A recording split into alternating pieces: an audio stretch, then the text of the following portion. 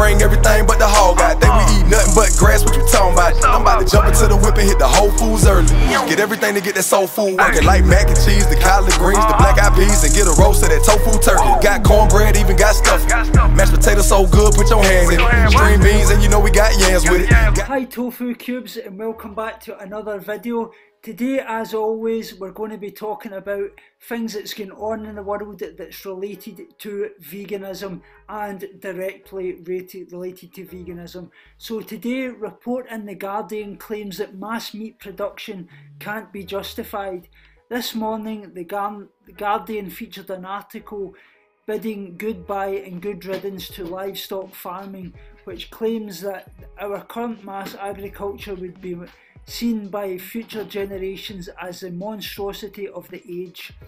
The article, in a slightly controversial but highly thought-provoking stand, even speculates we think of slavery, the subjugation of women, judicial torture, the murder of heretics, imperial conquest and genocide, the First World War and the rise of fascism, and ask ourselves how people could have failed to see the horror of what they did. While generally people are uncomfortable with a comparison being made between human and animal suffering, the article obviously suggests in the highlighting the ironies lacing our daily choices. For instance, the article points to the fact that while we call ourselves animal lovers and lavish kindness of our dogs and cats, we inflict brutal deprivations on billions of animals that are just as capable of suffering, an argument frequently utilised by animal rights supporters. And that's what I want to say. The only difference is your perception. We're so disconnected. We do believe that the animals outside, the cows, the pigs, the chickens, are so much different than the animals that we have as our pets and our family, our dogs and our cats. There is no difference. They've got a heart, they've got brains, they've got families, they want to live, they want to just go about their life just the same as all your pets and your family members. While the article does suggest hope in the future, particularly owing to the advent of artificial meat, it laments the change is unlikely to happen quickly. This in part is because the media generally still stresses that the issue is not the farming itself and that we need not worry about the animals kept outdoors. However, the article points out that all this does is to swap one disaster, mass cruelty, for another, mass destruction. Almost all forms of animal farming cause environmental damage, but done none more so than keeping them outdoors. The reason is inefficiency. Grazing is not just slightly inefficient, it's stupendously wasteful.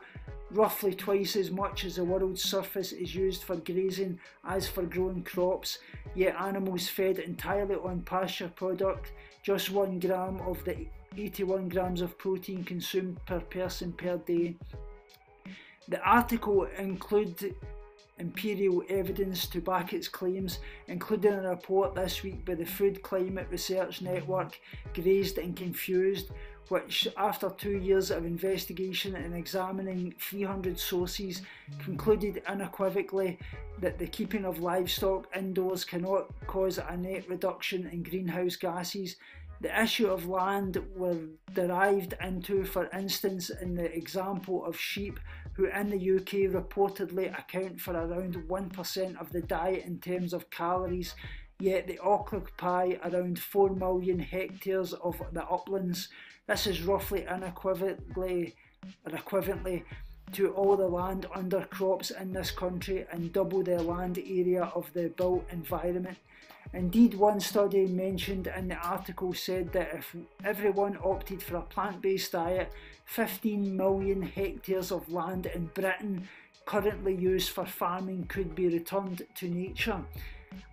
Alternatively and impressively, the UK could feed 200 million people with this land, and you think of it, let's say there's 9 billion or 7 billion people on the planet, and we've actually got enough for 9 billion to actually feed, yet there's around 100 million actually, I think it's round about that, that's actually starving in the world. The directness of this article, particularly in such a well-known, renowned and reputable newspaper, might seem like a shock, but the message was both vital and well defended. For some readers who have not yet considered a plant-based diet, the message might seem to be one of condemnation, but to the contrary, the article highlighted two particular messages of hope and positivity, guys. One, the end of animal farming might be hard to swallow, but we are resilient and adaptable species. Number two, an end to animal farming would be the salvation of the world's wildlife, our natural wonders and magnificent habitats. So that basically shows you everything that we need to know. Actually, the slaughter of animal farms and farmed animals in the UK in 2016, there were actually 278 licensed slaughterhouses in Britain. Over 1 billion farm animals are actually in Britain are killed each year in slaughterhouses. This includes over 10 million pigs, 15 million sheep, 16 million turkeys, 14 million ducks and geese, and 975 million broiler chickens, 40 million so-called spent hens, and over 2.6 million cattle. Add to that the 4.5 billion fish and 2.6 billion shellfish, you have a total of over 8 billion animals killed in the UK each year, guys. So I hope this puts that out there, and I hope that this will actually put an end to the animals that are actually the mass meat production, that it can be justified. Like I say, animals do not need to be killed. We've got so many plant-based options in shops now, and only us can make the change. Like I say, stand up with our money, because it's a supply and demand, and if we keep demanding it, they'll keep supplying. The next article for today, guys, is for all you Nando lovers. I used to love my Nando's, terrible to think, but I did eat chicken. I ate a lot of meat, so that's what I want to put out there, guys. Like I say, I respect everybody, I know where I've came from. It's about making the change, getting the connection. But anyway, coming soon, Nando's hint at cheeky new vegan menu options. Nando's not necessarily a place you would associate with vegan diners. The casual restaurant chain specialises in South African style peri-peri chicken dishes, with eateries located across the globe. At present, their menu is far from vegan friendly. However, they do offer such items such as veggie wrap, just remember to hold the dairy obviously, and the soy burger, which may or may not be vegan dependent on the franchise. So make sure you ask them if you go into the franchise, is it vegan, if you're asking for the veggie burger. Clearly not the simplest menu to navigate, however, vegan free runner Tim Sheaf will show you how it's done. So we'll check this out, guys. What's good, people? Vegan Hoodie here, Tim Sheaf. On today's How to Be Vegan, I'm going to show you just how easy it is to be vegan at one of Britain's favourite restaurants, Nando's. This is what you can get, check it out. Portobello mushroom and halloumi pita, obviously no halloumi, no mayonnaise as well. Veggie strips wrapped up, no mayonnaise, simple. Mediterranean salads, ask for no feta.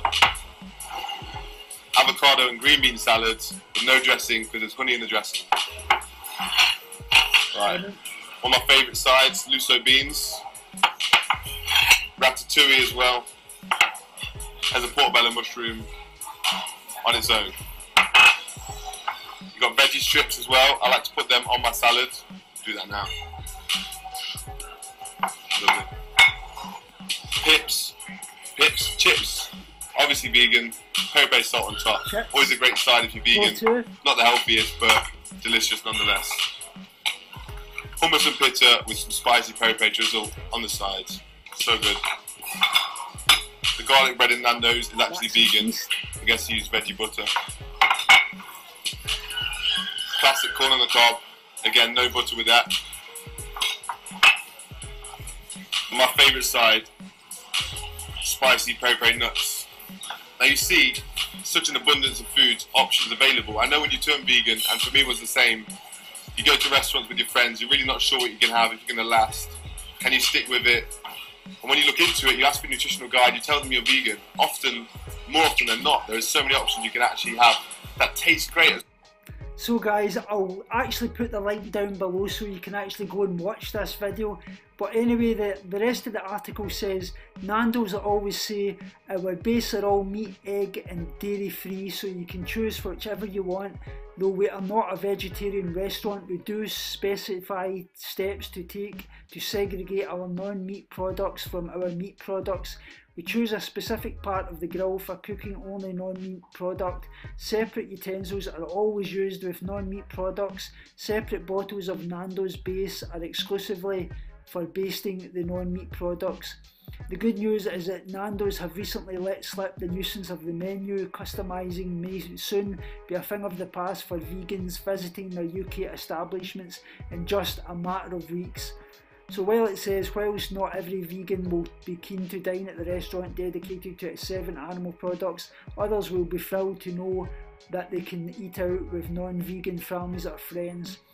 So let me know in the comments below. I do believe that you always should dine out at restaurants that are actually doing vegan options, even if they're not solely vegan, because you want to start giving them support, because the more you start supporting these things, the more they may expand the range. But I say it can only be a good thing. I don't believe that you should just stop going to restaurants because they're having got vegan options. If that would be the case, we wouldn't be shopping at supermarkets, because the supermarkets have vegan options, they have meat-based products as well. So let me know in the comments below what you guys think about that. Would you be shopping at any, going to any restaurant or shopping anywhere at all, a supermarket, if it wasn't just exclusively vegan? Of course you wouldn't, I guess you wouldn't. Let me know in the comments below what you think about this article. The last article for today, guys, I'm actually sharing from my friend Ellie, who actually runs the channel The Phlegm Face. This is actually Seal Ranch Sanctuary and it's in Temecula, California. So what they're all about is they've got a YouTube channel. They obviously do the Seal Sanctuary. We believe animals are living, breathing, beautiful beings who are something. Our mission is to rescue, rehabilitate, advocate and educate on their behalf. We're a small and private sanctuary offering forever homes to animals who have been neglected, abused or thrown away. Many of the sweet souls here at SRS were rescued within hours of either being euthanized or sent to slaughter. With so many animal abuse and neglect cases these days, we are grateful for the growing number of individuals and groups that are doing great things to create the change. We're also thankful for your donation, and you know how hard you work for your money. We're expanding the sanctuary so we can offer refuge to more animals to rescue, rehabilitate, advocate, educate, and takes a village. So let's see what they're all about, guys. Just playing this.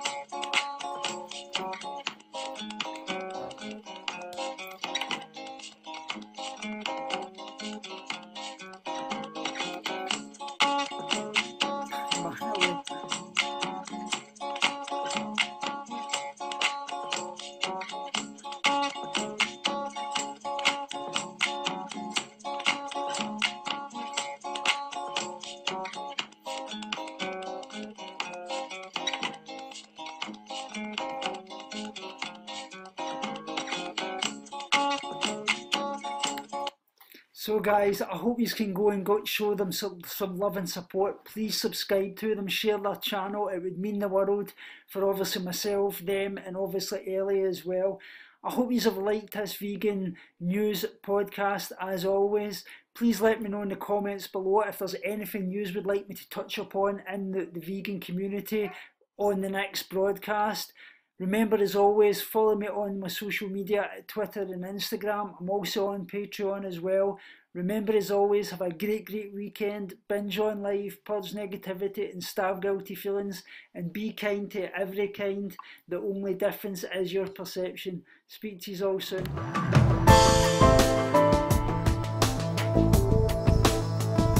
binge on life, purge negativity and starve guilty feelings.